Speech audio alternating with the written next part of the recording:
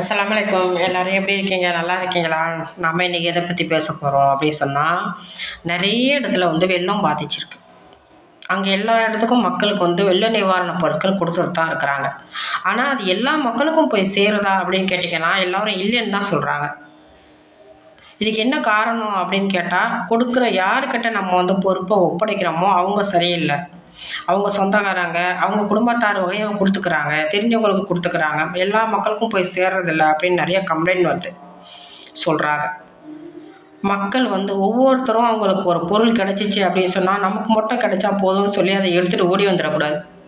அது எல்லா மக்களுக்கும் கிடச்சிச்சா, இந்த ஏரியாவில் எத்தனை வீடு இருக்குது, எத்தனை மக்கள் இருக்கிறாங்க, அவங்க எல்லாத்துக்கும் இந்த பொருள் கிடச்சிச்சான்னு வந்து கேட்டு விசாரிக்கணும்.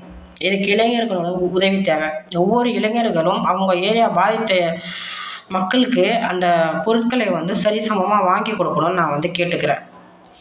இந்த பதிவை வந்து எல்லாருக்கும் வந்து ஷேர் பண்ணுங்கள். அஸ்ஸலாமு அலைக்கும்.